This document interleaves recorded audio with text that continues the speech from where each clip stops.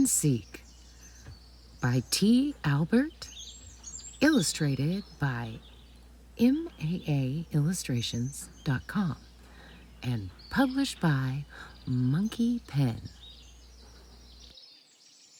By the way, if any of you are looking for some free to read and download PDF files of children's books, might I recommend www.monkeypen.com. They have some really wonderful stories, like today's story, Hide and Seek. Go check them out. They also have a Patreon that you can join and donate. James, his sister Sally, and Mark, their BFF, were bored. They had played all day, but now that it was dark and difficult to see, they had nothing to do. They couldn't play soccer because they couldn't see the ball. And they didn't want to go inside and play a game because it was a beautiful springtime night and they liked being outside, especially after having to play inside all winter long. They just didn't know what to do, and it was a little too early for them to go home. Well, I guess I'll just go home, Mark said in a sad voice. Oh, come on, replied James. We still have time for another game of something. Then Sally said, I have an idea. Let's play hide and seek. I was just going to say that, James said. Yeah, I'll bet, replied his sister. You always say you were thinking of whatever I think of, she snapped. Do not, James said in a loud voice.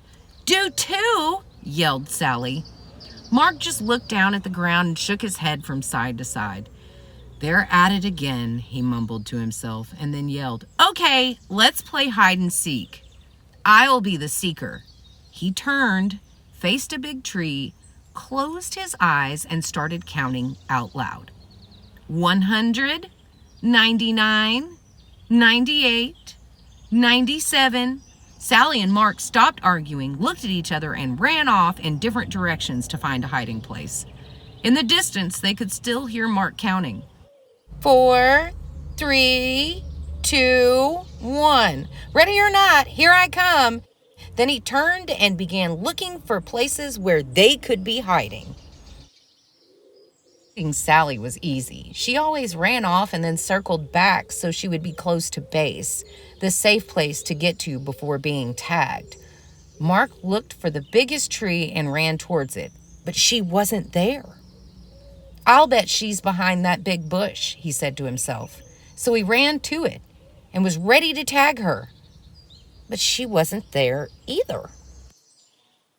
As he turned around, he saw James running towards base and darted after him. Just before he touched James's shoulder, James tagged the base and yelled, Safe! Did you get Sally yet? James asked.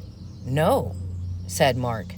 I haven't been able to find her, and it's getting late, and we need to be heading home. So both boys yelled out, Come on out, Sally, it's late. But there was no reply. Not even a little snicker from somewhere in the darkness. They yelled again, Come on out, Sally, it's late. Still, there was no reply from Sally. They began to worry and started searching for her. As they walked around the area, they called out, Sally, come on, we give up, you're safe. But no matter where they looked or how much they called out, Sally didn't answer. It was as if she had disappeared. Sally was wondering what had happened. All she could remember was crawling under the big trunk of a fallen tree to hide. Now, as she looked up, she saw several stars through a small hole above her head. She had fallen into a hole when she crawled under the tree trunk. Help, she yelled, and heard her voice echo throughout what must have been a cave. Help! Help! Help! Help! Did you hear that, James? Mark said excitedly. Sally just yelled for help.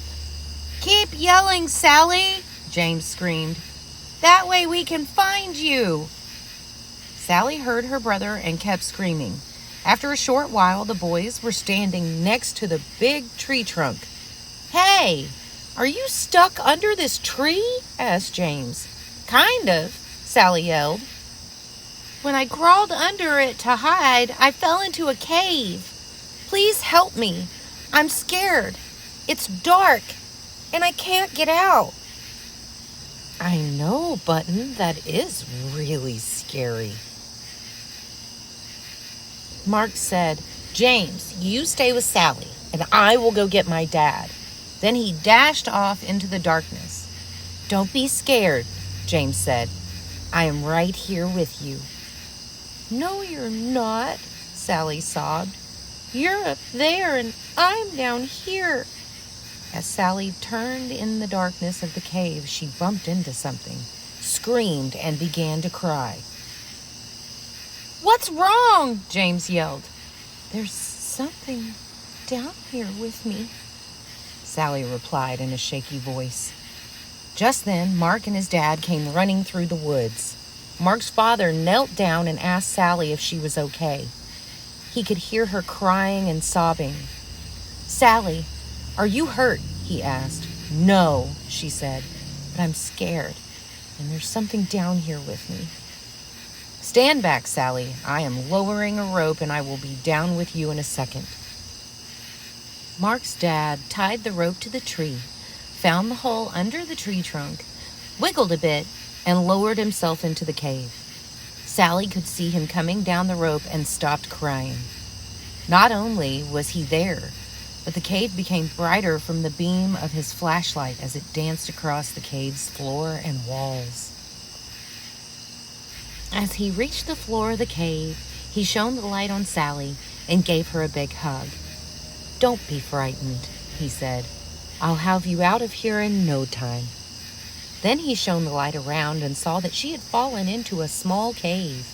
And very close to her, in the middle of the cave, was something wrapped in layers of old blankets. "Uh-oh, Button. It's a mystery."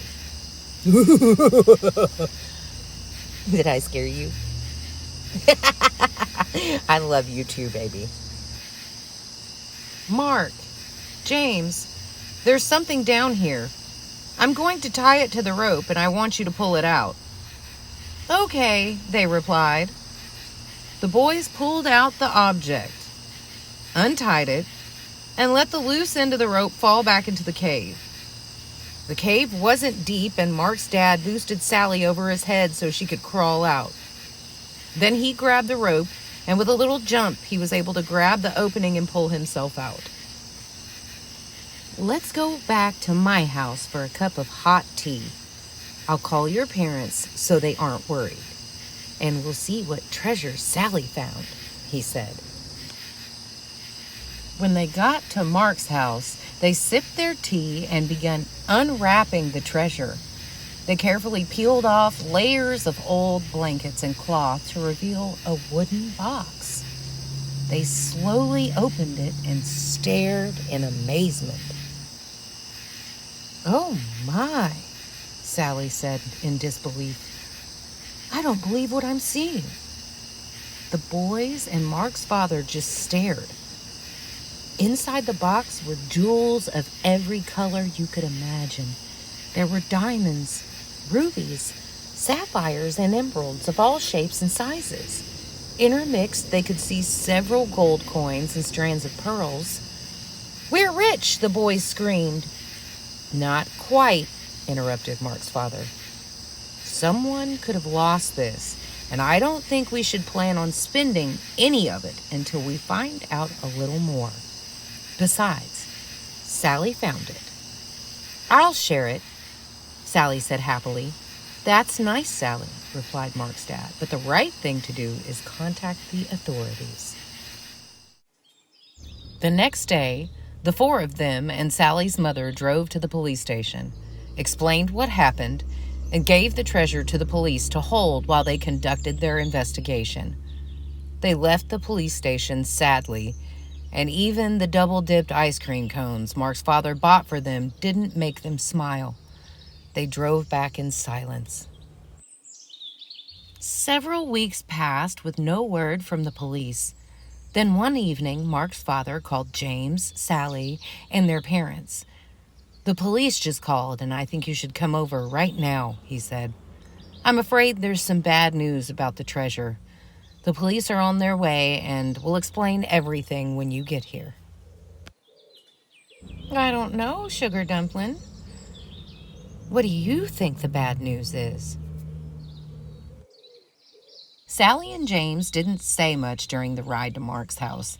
Sally thought that since it was bad news, the treasure belonged to someone, even though they probably lost it. "Whatever happened to finders keepers?" she mumbled. "What did you say, Sally?" her mother asked. "Oh, nothing," Sally replied. Then she let out a long, sad sigh that echoed through the car. When they arrived at Mark's house, the police were there with the treasure box. As Sally entered, the captain introduced himself and said, "Sally, this is yours. Your parents need to sign some papers, but the box and its contents are yours." Sally, Mark, and James shrieked with joy and danced around the room. Then Sally said, "What is the bad news?" The captain smiled and said, "The treasure is worth more money than you can imagine, and with your newfound wealth comes great responsibility." Sally didn't quite understand what the captain was talking about, and right now it really didn't matter. Mark asked, "Are you going to share?" "Of course," Sally said. "If you and James didn't help me, I might still be there." Several days later, Sally asked everyone over to her house. "I've decided what to do with the money from the treasure after it is sold," she said. "I'm giving a sixth to Mom and Dad, a sixth to Mark's mom and dad, a sixth to Mark, a sixth to James, and a sixth for me." "There's an extra sixth," Mark proudly stated. He loved math and was right on top of Sally's calculations. "No, there's not," Sally said. "Is two," James said. "Is not," Sally said in an angered voice. Just as Mark was going to say, "They're at it again," Sally said, "This is why there isn't an extra sixth. I am giving it to the local charity so it can be given to those less fortunate and in need." Her mother and father said it was a caring and responsible thing to do. They were very proud of her and knew that she understood what the captain meant when he had turned the treasure over to her just days before.